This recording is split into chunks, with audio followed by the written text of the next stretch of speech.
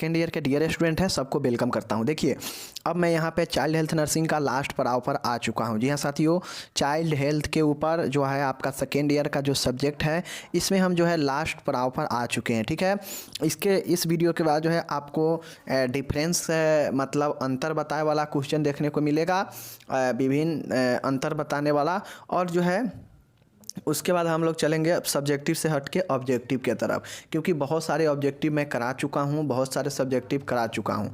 तो ऐसे में जो भी कुछ ऑब्जेक्टिव बचा है फुल फॉर्म वाला या कुछ और ऑब्जेक्टिव होगा उसको हम लोग कर समाप्त करेंगे। यानी फरवरी भर में जो है आपका ऑब्जेक्टिव सब्जेक्टिव सेकेंड ईयर का सब खत्म हो जाएगा। उसके बाद जो है हम लोग चलेंगे मार्च से, जितना भी दिन बचेगा एग्ज़ाम का, चाहे आप जिस भी स्टेट में हैं सेकेंड ईयर के लिए, तो हम लोग चलेंगे क्या चीज़ के लिए, रिवीजन के दुनिया में 21 से 22 वाले सेशन के लिए। एक महीना रिवीजन करेंगे, उसके बाद जो है हम लोग स्टॉप कर देंगे और जो है उसके बाद हम लोग चलेंगे अब 22 से 23 सेशन के लिए स्टार्ट करेंगे। ठीक है, फिलहाल पढ़िए यहाँ पे 21 से 22 वाले, समझ गए। आज का प्रश्न है चाइल्ड हेल्थ नर्सिंग से कि क्रीमी वर्म्स क्या होता है, इनके प्रकार, लक्षण, उपचार और बचाव लिखना है। इसका जो है प्रकार लिखना है, लक्षण, उपचार, ये होता कैसे है। देखिए क्रीमी वर्म का मतलब होता है कि जो कीड़ा होता है ना, अब कीड़ा देखते होइएगा छोटा छोटा भी रहता है जो मल के रास्ते निकलता है, जो एक होता है बड़ा बड़ा भी होता है, सांप के समान होता है पतला, ठीक है ना। तो अलग अलग जो है कीड़ा होता है, उसी को जो है हम लोग क्रीमी वर्म्स बोलते हैं, समझ गए। तो चलिए हम लोग देखते हैं ये होता क्या है, समझ गए। देखिए क्रीमी या वर्म्स होता क्या है, समझ गए।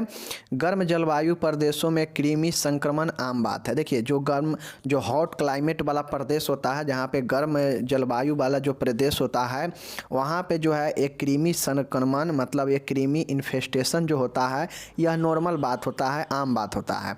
ये शरीर में प्रवेश कर विभिन्न प्रकार की व्याधियाँ उत्पन्न करता है। ये जो क्रीमी होता है शरीर में प्रवेश करने के बाद यह क्या होता है, विभिन्न प्रकार के व्याधि मतलब विभिन्न प्रकार के समस्या उत्पन्न करता है, समझ गए। व्यक्तिगत एवं वातावरणीय स्वच्छता तथा जन स्वास्थ्य सुधार के द्वारा इनको रोका जा सकता है। इसको जो है रोकने का जो है व्यक्तिगत और वातावरणीय मतलब इन्वायरमेंटल हाइजीन, स्वच्छता, और जन स्वास्थ्य सुधार मतलब लोगों में स्वास्थ्य सुधार के द्वारा इसको जो है रोका जा सकता है क्रीमी वर्म को। तो समझ गए क्रीमी वर्म क्या होता है। तो क्रीमी वर्म जो है जलवायु प्रदेश में जो है आम बात होता है संक्रमण होना। इस शरीर में प्रवेश करने के बाद विभिन्न प्रकार के जो है व्याधियाँ उत्पन्न करता है, समझ गए। यह एक प्रकार का संक्रमण होता है जो व्यक्तिगत वातावरणीय स्वच्छता और लोगों में स्वास्थ्य को सुधार करके जो है इससे रोका जा सकता है क्रीमी को, वर्म को होने से, समझ गए। चलिए अब इसका संक्रमण का तरीका क्या है, मोड ऑफ इन्फेक्शन मतलब इसका है जो संक्रमण है किस तरीका से होगा वर्म का, क्रीमी का। क्रीमिया जो है संक्रामक अवस्था में निम्न प्रकार से शरीर में प्रवेश करता है, ठीक है। देखिए जो क्रीमी वर्म जो होता है यह जो है इन्फेक्शन मतलब इन्फेक्टेड अवस्था में निम्न प्रकार से शरीर में प्रवेश करता है। देखिए आपके शरीर में कोई ऐसा बीमारी रहता है तो उस कंडीशन में जो क्रीमी होता है निम्न माध्यम से शरीर में प्रवेश कर सकता है। फैलने संक्रमण का तरीका देख लीजिए, ठीक है। देखिए यहाँ पे देखिएगा जो निम्न तरीका है शरीर में प्रवेश करने का, वो है मल संदूषित पदार्थों के ग्रहण द्वारा। अगर आप जो है संदूषित पदार्थ का ग्रहण करते हैं मतलब मल संदूषित मतलब जो मल होता है उससे संदूषित मतलब उससे जो है दूषित पदार्थों का ग्रहण अगर कोई करता है तो जो है क्या होगा, ये फैलता है, समझ गए।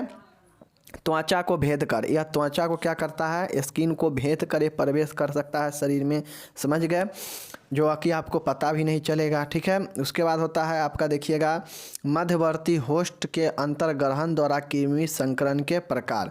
देखिए इसका जो फैलने का माध्यम है त्वचा से फैलेगा या कुछ ऐसे संदूषित पदार्थ लेंगे उसके माध्यम से फैलेगा, ठीक है। तो ये फैलने इसके द्वारा जो है फैलता है, समझ गए। अब देखिए टाइप्स ऑफ वर्म इन्फेस्टेशन, समझ गए, टाइप्स ऑफ वर्म्स इन्फेस्टेशन, समझ गए। मतलब अब जो है हम लोग क्रीमी का प्रकार देख रहे हैं, समझ गए। देख लीजिए मध्यवर्ती होस्ट के अंतर्ग्रहण द्वारा, समझ गए। देखिए मध्यवर्ती जो होस्ट होता है उसके अंतर्ग्रहण करने से जो है ये चीज़ें फैलता है, समझ गए। तो स्किन को जो भेद कर, ठीक है, कोई संदूषित पदार्थों को ग्रहण करने से, मध्यवर्ती होस्ट के अंतर्ग्रहण करने से वर्म जो है फैलता है, कृमि फैलता है, समझ गए। चलिए अब एक कृमि संक्रमण के प्रकार देखते हैं, टाइप्स ऑफ वर्म इन्फेस्टेशन, समझ गए। देख लीजिए, पहला है गोल कृमि। आप लोग गोल कृमि के नाम सुने होंगे। ये सब प्रकार है वर्म का, कृमि का। इसको कहते हैं एस्केरियासिस कहते हैं। क्या कहते हैं? एस्केरियासिस बोलते हैं। क्या बोलते हैं?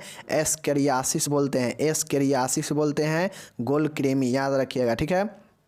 यह आंतरीय परजीवियों में सबसे अधिक अनुपात में पाया जाता है, ठीक है। यह आंतरीय परजीवियों में सबसे, परजीवी क्या होता है? जो दूसरे पर निर्भर होता है, समझ गए। तो यह आंतरीय परजीवियों में सबसे अधिक अनुपात में होता है। यह एस्केरेसिस जो है लंबी क्वाइडिस से लंबी क्वाइडिस, लंबी, समझ गए, लंबी क्वाइडिस, समझ गए, लंबी क्वाइडिस नामक कृमि के संक्रमण से होता है, जिसकी लंबाई 20 सेंटीमीटर से 40 सेंटीमीटर होती है। संक्रमण संक्रमित हाथ, खिलौना, कच्चा भोजन व खुले में मल द्वारा ओरल फीकल मार्ग से होता है, समझ गए।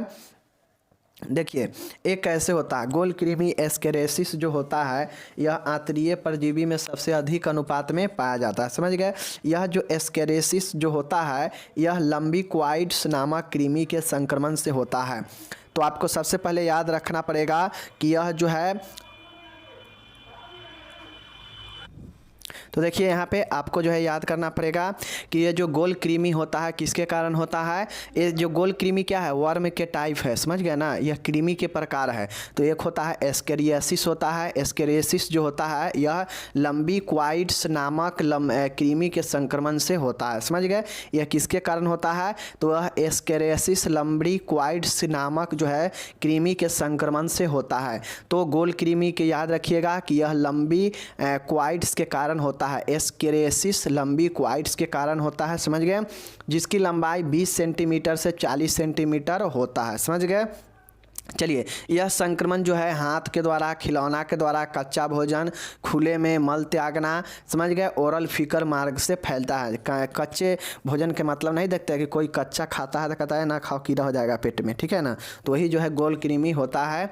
जैसे हाथ में कोई संक्रमण है और हाथ में के द्वारा जो है मुँह में चला गया है, कोई मल है, मल जो है आपका क्या हो गया, मल त्याग दिया और हाथ के द्वारा जो है वह मुँह में चला जाता है। बच्चा को नहीं देखते हैं कि मल त्याग से वो क्या करता है, हाथ में लगाने के बाद वो मुंह, वही हाथ मुंह में लगा लेता है। तो जो है मुंह के रास्ते से ये फीकल जो है मल जो है फैल जाता है, गोल कृमि, समझ गए। यह लंबी क्वाइड्स के कारण होता है। एस्केरेसिस लंबी क्वाइड्स के कारण होता है। ओके, पहला टाइप्स देख लीजिए। चलिए अब इसका डायग्नोसिस क्या है देख लीजिए। मल में लंबे सर्पिलाकार जंतुओं की उपस्थिति, ये जो क्या होता है इसका जांच किया जाता है डायग्नोसिस में कि मल में जो है लंबे सर्पिलाकार जो है जंतुओं की उपस्थित होता है। मतलब आप लोग नहीं देखते हैं कि जो मल होता है त्यागता है बच्चा, तो उसमें जो है एक लंबा सा वाइट कलर के सांप के समान जो है क्या होता है जंतु टाइप से होता है और वह जो है चलता है, समझ गए। तो वही जो है आपका क्या होता है कृमि होता है, ठीक है। मल परीक्षण में अंडे व पुटिकाओं, ओवल और किस्ट की उपस्थिति, मल परीक्षण में जो है अंडे और पुटिकाओं की जांच किया जाता है, समझ गए। इसका यही डायग्नोसिस होता है कि मल में लंबे सर्पिलाकार जंतुओं की उपस्थिति है तो गोल कृमि है, ठीक है। मल में जो है अंडे व पुटिकाओं का जांच किया जाता है, समझ गए। चलिए अब इसका लक्षण क्या होता है। तो अगर किसी को कीड़ा होता है तो पेट दर्द करेगा, पेट लंबा वृद्धि हो जाएगा, वजन कम जाएगा, पेट बढ़ जाएगा, वृद्धि रुक जाएगा, ठीक है। एनीमिया होगा, मतलब ब्लड का कमी आ जाएगा और इओसिनोफिलिया हो जाएगा, एसिनोफिलिया हो जाएगा। क्या हो जाएगा? एसिनोफिलिया हो जाएगा, समझ गए। तो ये सब जो है लक्षण दिखता है किसमें? गोल कृमि में, एस्केरेसिस वाले में। तो ये जो है पहला हो गया गोल कृमि एस्केरेसिस, समझ गए। चलिए अब इसका लक्षण क्या है देख लीजिए, यहाँ पे और सारे लक्षण है कि खाद्य पदार्थों के भक्षण की इच्छा, जैसे मीट, चौक, खड़िया, मतलब जो है पीका होता है जिसमें अप्राकृतिक पदार्थ जो है खाने का इच्छा करता है, जिसके कीड़ा रहता है। अनिद्रा, चिड़चिड़ापन, खुजली, अतिसार, मतलब ये डायरिया होता है, समझ गए। कभी कभी आंत्र अवरोध, इंटेस्टाइनल अवरोध होता है इस कारण, वर्म इन्फेस्टेशन के कारण। तो पहला प्रकार एस्केरेसिस देख लिए, लंबी क्वाइट्स के कारण होता है एस्केरेसिस, मतलब गोल कृमि, जो कि पहला प्रकार है, समझ गए। चलिए अब इसका उपचार ट्रीटमेंट क्या होता है देख लीजिए। तो देखिए ट्रीटमेंट, किसी को अगर कीड़ा होता है, गोल कृमि होगा, तो उसे मेमेंडाजोल को जो है 100 मिलीग्राम सुबह शाम 3 दिन तक देते हैं, समझ गए। मेमेंडाजोल सुबह शाम 100 मिलीग्राम सुबह शाम 3 दिन तक जो है देते हैं, ठीक है। पिपराजिन साइट्रेट 2 ग्राम 10 किलो भार तक, ठीक है, और 3 ग्राम 10 से 20 किलो भार तक, 4 ग्राम जो है 20 किलो भार से अधिक बच्चे को। बच्चा में पिपराजिन साइट्रेट जो है 10 किलो के बाहर है तो 2 ग्राम, 10 किलो से ज़्यादा है 20 किलो तक है तो 3 ग्राम, और 20 किलो से अधिक है तो 4 ग्राम दिया जाता है पिपराजिन साइट्रेट का मात्रा, समझ गए। पहला है मेमेंडाजोल 100 मिलीग्राम, बच्चों के लिए सिरप आता है और सियानों के लिए जो है टैबलेट आता है, समझ गए। चलिए उसके बाद है टेट्रामिजोल की एक खुराक देते हैं और टिट्रामिजोल की एक खुराक देते हैं, समझ गए। तो ये तीनों दवा है वर्म इन्फेस्टेशन एस्केरेसिस के लिए, ठीक है, समझ गए। क्या क्या, मेबेंडाजोल, टेट्रामिजोल और पिपराजिन साइट्रेट, ओके, समझ गए। चलिए दूसरा है, पहला एस्केरेसिस है, दूसरा हम लोग देखते हैं सूची क्रीम या धागा क्रीम संक्रमण, ठीक है। पिन वर्म या थ्रीड वर्म या इंटेरियोबेसिस वर्मिकुलेरेसिस, समझ गए। वर्मिकुलेरेसिस है, इसी को हम लोग इंटेरियोबियासिस बोलते हैं या थ्रीड वर्म बोलते हैं, धागा कृमि, और इसी को जो हम लोग पिन वर्म बोलते हैं, ठीक है। पिन वर्म या थ्रीड वर्म दोनों एक ही नाम है, समझ गए। चलिए यह छोटे बच्चों में व टोडलर में अधिकांशतः पाया जाता है। पिन कृमि सफ़ेद रंग की पिन की आकार की 1 से 1.5 सेंटीमीटर लंबी होती है। यह निम्न आंत्र में निवास करता है, जहां से अंडे त्यागने के लिए समांतर रात में गुद्दा से बाहर आता है। देखिए जो बच्चा होता है, बच्चा जो होता है एक क्या होता है, ये समानता जो है छोटे बच्चे और जो टोडलर्स में होते हैं, जो 1 से 3 वर्ष के जो बच्चे होते हैं, उनमें यह अधिकांशतः होता है सूची कृमि या धागा कृमि, जिसको हम लोग थ्रीड वर्म या पिन वर्म बोलते हैं। यह पिन के समान होता है और यह जो है पिन के समान सफ़ेद रंग का होता है, जो 1 से 1.5 सेंटीमीटर लंबा होता है। यह जो है आंत्र के निम्न भाग में निवास करता है, जिसके कारण जब रात में जो होता है, जब अंडा त्यागना होता है इसको, सूची वर्म को यानी सूची कृमि को या धागा कृमि को, तो यह चूँकि आंत के निम्न नीचे वाले भाग में होता है, इसलिए रात में जो है ये एनल से गुद्दा से बाहर निकलता है और अंडा त्यागता है, ठीक है। तो ये जो है आपका हो गया, समझ गए। चलिए तो पहला दूसरा पिन वर्म हो गया, समझ गए। चलिए यहाँ पे देखिएगा इसका जो फैलने का माध्यम क्या होता है। तो एस्केरेसिस में जो गोल कृमि में देखें कि फैलने का माध्यम जो है ओरल फीकल माध्यम होता है, मतलब मल त्यागते समय जो है मुख के माध्यम से जो है या हाथ उथ के माध्यम से या खिलौना के माध्यम से अंदर चला जाता है इन्फेक्शन, तो जो है हो जाता है एस्केरेसिस, समझ गए। यहाँ पे जो है हम लोग देख रहे हैं पिन वर्म या थ्रीड वर्म के बारे में, समझ गए। तो ये मोड ऑफ ट्रांसमिशन है, मतलब प्रसार का माध्यम है, समझ गए। तो गुद्दा को खुजाकर संक्रमित अंडे नाखूनों के माध्यम से मुंह में चले जाते हैं। अब चूंकि हम लोग यहाँ पे देखें अभी कि यह जो है, ये जो पिन वर्म है, यह रात के समय क्या करता है, गुद्दा से बाहर निकलता है अंडे त्यागने के लिए, ठीक है, जब बच्चा सोए रहता है तो, ठीक है। तो अब बच्चा को बाहर निकलता है, अंडा त्यागता है, तो जो है गुद्दा पर जो होता है ना, खुजलाता है। तो खुजलाता है तो बच्चे क्या करता है कि उसको अपने नाखून से जो है नोचता है, खुजलाता है। तो जब बच्चा नाखून से खुजलाता है अपने गुद्दों को, तो क्या होता है कि वो जो अंडा त्यागा है ना, वो क्या होता है उस नाखून के माध्यम से जो है बच्चा के मुँह में चला जाता है, ठीक है। अब चूँकि बच्चा है, वह अपना गुद्दा को खुजला लिया और खुजलाने के बाद हो सकता है मुँह हाथ में जो है, मुंह में भी वो हाथ लगा ले नाखून, तो उसमें तो अंडा दिया था गुद्दा पर, तो वो अंडा जो है मुंह में चला जाएगा या मुंह के माध्यम से फैल जाएगा, जो कि पता नहीं चलेगा किसी को। और फिर जो है अंदर जाने के बाद यह इन्फेक्शन बनाता है और यह पिन वर्म के रूप में आपके जो है आंत में फैल जाता है। ठीक है, जो आपके मल के रास्ते जो है बाहर निकलता है तो बहुत लोग को दिखता भी है। ठीक है ना, तो ये होता है पिन वर्म। कैसे फैलता है समझ गए कि गुद्दा को खुजाकर संक्रमित अंडे नाखूनों के माध्यम से मुंह में चले जाते हैं। क्यों गुद्दा खुजलाता है? क्योंकि यहाँ पे अंडे का त्याग किया है तो रात में, समझ गए ना, इसलिए। समझ गए?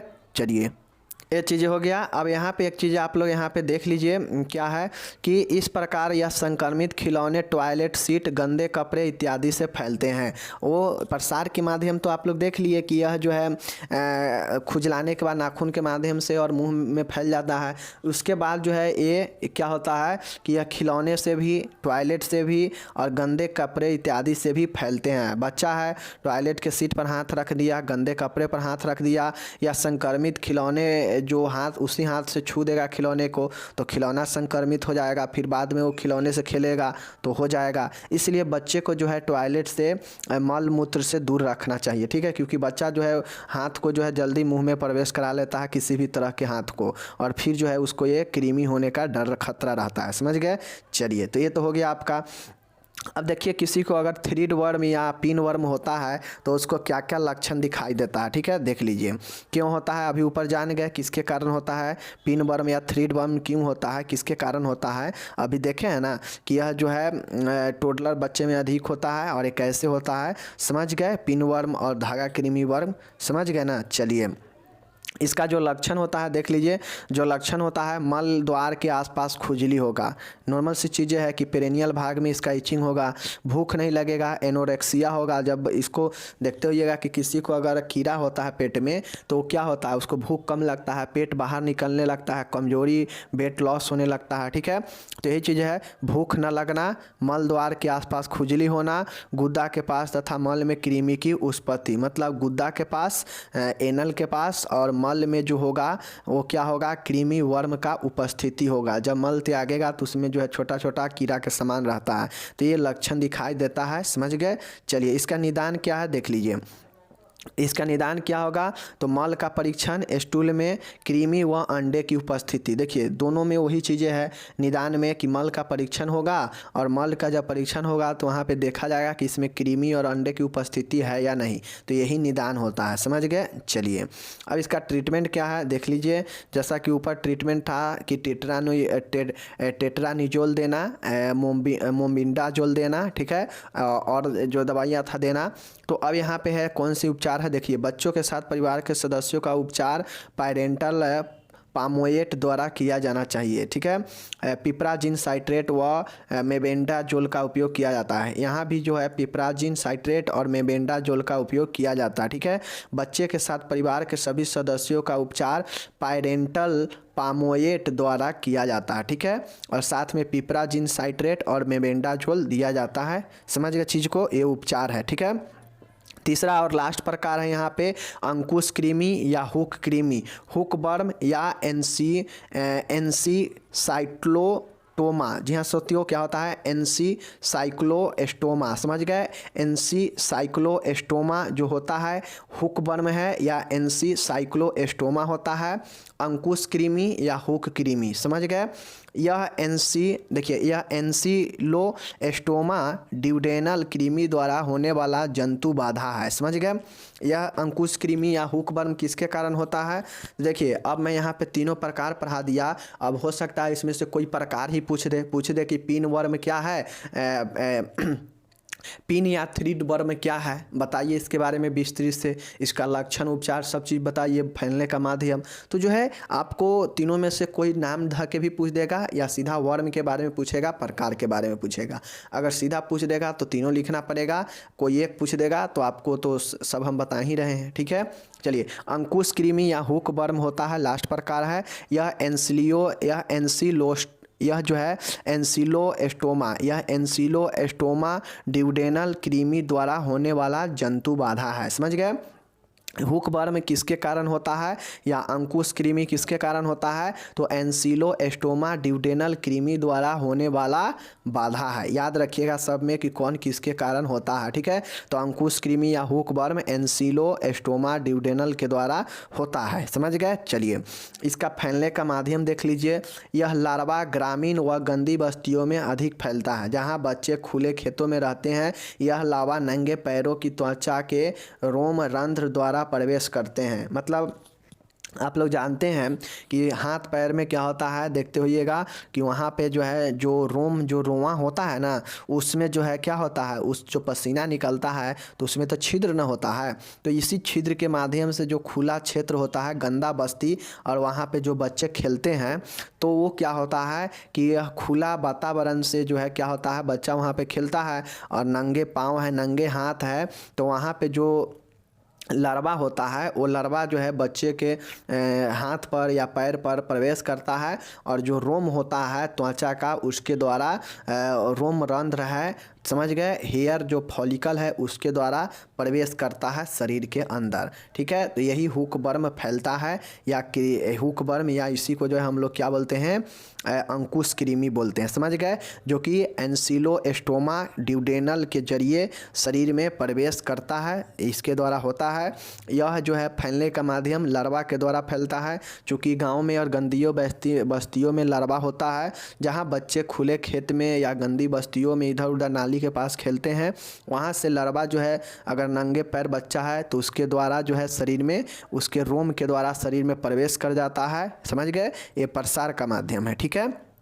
चलिए लक्षण इसका क्या होता है, लक्षण वही है कि निरंतर बढ़ता हुआ एनीमिया, मतलब रक्त का कमी, क्षुधनाश, एनोरेक्सिया मतलब भूख का कमी, कुपोषण, माल न्यूट्रिशन, वजन में कमी, पेट निकलना, छाती के आसपास एरिया में दर्द, एपिगैस्ट्रिक पेन, समझ गए। लक्षण सब में लगभग वही होता है, तो आप लोग कन्फ्यूजन मत होइएगा। पीका मतलब अप्राकृतिक पदार्थों का भक्षण करना, पेट में कीड़ा होगा तो जानते ही हैं कि चौक, डस्टर, खली, मिट्टी, ये सब बच्चा खाने लगता है, पेट बढ़ जाता है, वृद्धि हो जाता है। तो तमाम तरीके के जो चीज़ें हैं आप लोग जो है लिख सकते हैं लक्षण में, ठीक है, जब कीड़ा होता है तो, समझ गए। निदान क्या है, निदान वही है कि मल का परीक्षण होगा, उसमें एड्स का एग का जो है मल में अंडे का या कृमि का जो है जांच किया जाएगा, ठीक है। रक्त परीक्षण में जो है एसनोफिलिया का जो है उपयोग किया जाता है, समझ गए। तो ये आपका होता है रक्त परीक्षण, समझ गए। तो लगभग तीनों प्रकार में जो है आप लोग लक्षण निदान जो है समान लिख दीजिएगा, कोई दिक्कत नहीं है। नॉर्मल सिर्फ आपको उसके टाइप्स को याद रखना है, और वो टाइप्स किसके कारण से होता है उसको याद करके रखना है, ओके, समझ गए। चलिए अब इसका उपचार, ट्रीटमेंट क्या होता है देख लीजिए। टेट्रीमेजोल उसमें भी था, टेट्रामीजोल उसमें भी था, पहला वाला में भी था, और यहाँ था एल्कोपार 2.5 mg 5 वर्ष से छोटे बच्चों में, ठीक है, वह 5 ग्राम 5 वर्ष से बड़े बच्चों में, समझ गए। 5 वर्ष से जो बड़ा होगा उसमें 5 ग्राम का दिया जाएगा, और जो 5 वर्ष से छोटा बच्चा होगा उसमें 2.5 ग्राम एल्कोपार दिया जाता है, समझ गए। ये किसके लिए है, हुक वर्म के लिए है, या अंकुश कृमि यानी एंसिलोस्टोमा के लिए है, समझ गए। तो ये सब चीज़ें हैं, और टेट्रामीजोल जो कि पहला वाला में भी दिया गया है और यहाँ भी दिया जाएगा। तो हम लोग 3 टाइप्स यहाँ पे देख लिए वर्म का, कृमि का, कौन कौन। पहला में हम लोग देखे हैं क्या चीज़, गोल कृमि, ठीक है ना, एस्केरेसिस जो कि लंबी क्वाइडिस के कारण होता है, समझ गए।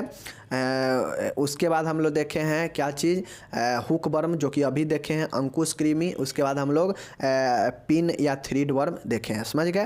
तो तीनों जो है आप लोग को याद में रखना है, प्रकार हो गया, और सब में जो है निदान और लक्षण सब में एक जैसा है, समझ गए। चलिए अब इसका जो है आप रोकथाम कैसे करेंगे इसको तो देख लीजिए। खाना खाने से पहले व बाद में एवं शौच जाने के बाद हाथ को साबुन से अच्छी तरह धोना चाहिए। बच्चा अगर खाना खाए तो खाना खाने से पहले अच्छी तरीक़ा से साबुन से हाथ धो दे, ठीक है। शौच जाने के बाद जो है साबुन से अच्छी तरीक़ा से हाथ धो दे, ठीक है। फल एवं सब्जियों को स्वच्छ पानी से धोकर उपयोग लेना चाहिए, क्योंकि इस पर जो है लार्वा होता है, जो कृमि होता है उसका लार्वा जो है आपके हरे साग सब्जियों पर होता है, इसलिए अच्छी तरीक़ा से धो दे, ठीक है। ये चीज़ें होता है, समझ गए। तीन है, बच्चों में डायपर को गीला होते ही बदल दे। अगर बच्चा है, अगर डायपर का उपयोग कर रहे हैं तो जो है गीला होते ही बदल दे, ठीक है ना, तो उस गीले वाले पर जो है चिपक जाएगा लार्वा, ठीक है। टॉयलेट सीट व फर्श को रोगाणु मुक्त रखना चाहिए। अब अगर आपके घर में बच्चा है तो टॉयलेट सीट को बंद रखे, ठीक है, या फर्श को जो है रोगाणु मुक्त क्लीन करके रखे, ठीक है। बच्चों को मुंह में अंगुली डालने व नाखून चबाने से रोके। बच्चों को जो है मुंह में अंगुली डालने, ठीक है, और नाखून चबाने से रोकना चाहिए, समझ गए। चलिए, बच्चों को टॉयलेट में ही मल त्याग करना सिखाना चाहिए, ज़मीन पर नहीं, ताकि वह जो है सभी जगह जो है लार्वा या कीड़ा न फैले, ठीक है, समझ गए। तो ये तो रोकथाम हो गया, समझ गए। तो इस प्रकार से आपका वर्म इन्फेस्टेशन समाप्त होता है। 5 नंबर या 10 नंबर में अगर आपसे पूछेगा तो लिख दीजिएगा तीनों प्रकार सहित, समझ गए। ओके, चलिए अब यहाँ पे एक और 5 नंबर का क्वेश्चन है। आपसे क्वेश्चन पूछेगा कि भाई न्यूरल ट्यूब डिफेक्ट के प्रकारों की सूचीबद्ध कीजिए, मतलब in list the type of neural tube defected, समझ गए। न्यूरल ट्यूब डिफेक्ट आपसे पूछेगा इसके प्रकार, तो आप क्या क्या इसके प्रकार में सूची में लिखेंगे। देखिए, कोई भी क्वेश्चन का अगर सूचीबद्ध करने के लिए पूछेगा ना, तो मतलब समझ लीजिएगा कि उसका प्रकार पूछ रहा है या उससे संबंधित चीज़ पूछ रहा है। जिसमें सूचीबद्ध के मतलब होता है कि सिर्फ उसका नाम लिखना, ठीक है। तो देख लीजिए न्यूरल ट्यूब डिफेक्टेड का कौन कौन सा जो है प्रकार है, सूचीबद्ध करना है तो देख लीजिए। पहला है स्पाइना बाइफिरा होता है, एनसिफली होता है, समझ गए ना, एनसिफली होता है, एनसिफेलियोसिल होता है, क्या होता है, स्पाइना बाइफिरा होता है, समझ गए। एनीसिफेली होता है, एनीसिफेली होता है, ठीक है। एनसिफेलोसिल होता है, एनसिफेलोसिस होता है, समझ गए। एनसिफेलोसिल होता है। हाइड्रा एनीसिफेली होता है, क्या होता है, हाइड्रा एनीसिफेली होता है। लिपोमेनिंजोसेल होता है, लिपोमेनिंजोसेल होता है, और लिपोमाइलोमेनिंजोसेल होता है। आपको इसका नाम थोड़ा कठिन है, बट 2 बार इसको प्रैक्टिस कीजिएगा तो याद हो जाएगा, ठीक है। 5 नंबर में ये क्वेश्चन पूछा गया है कि न्यूरल ट्यूब डिफेक्ट का सूचीबद्ध करें, ठीक है। तो स्पाइना बाइफिरा तो याद हो जाएगा, हमने पढ़ाया भी है लॉन्ग क्वेश्चन में, ठीक है। एनसीफिली, एनसीफिली होता है, एनसीफिलोसिल होता है, और जो है हाइड्रा एनसीफेली होता है। तो एनसीफेली से संबंधित 3 है, समझ गए। हाइड्रा एनसीफेली और एनसीफिलोसिल होता है और एनीसेफेली होता है। एनीसेफेली, एनसीफिलोसिल होता है और हाइड्रा एनसीफेली होता है, समझ गए। नेक्स्ट है लिपोमेनिंजोसिल होता है और लिपोमाइलोमेनिंजोसिल होता है, ठीक है। इसको आपको याद रखना है कि लिपोमाइलोमेनिंजोसिल, लिपोमेनिंजोसिल, लिपोमाइनिनोजियोसिल, हाइड्रा एनसीफिली, एनसीफिलोसिल और एनीसेफिली होता है, समझ गए। और स्पाइना बाइफिरा, ठीक है। ये 6 पॉइंट याद रखिएगा। बाकी जो है हम लोग मिलते हैं अगले वीडियो में, तब तक जो है टेक केयर। याद रखिए एक बार फिर से, स्पाइना बाइफिरा, एनसीफिली, ठीक समझ गए ना, एनसीफेली, एनसीफिलोसिल, ठीक है, हाइड्रा एनसीफेली और लिपोमेनिंजोसिल, ठीक है, और लिपोमाइलोमेनिंजोसिल, समझ गए, याद रखिएगा। बाकी मिलते हैं अगले वीडियो में, तब तक आप लोग अपना प्यार आशीर्वाद बनाए रखिए। क्वेश्चन अब अपने अंतिम पड़ाव पर सभी सब्जेक्ट का आ रहा है। चलिए पढ़िए और कोशिश कीजिए कि अच्छा रिजल्ट आए आप सभी को सेकेंड ईयर में भी। मिलते हैं अगले वीडियो में, धन्यवाद।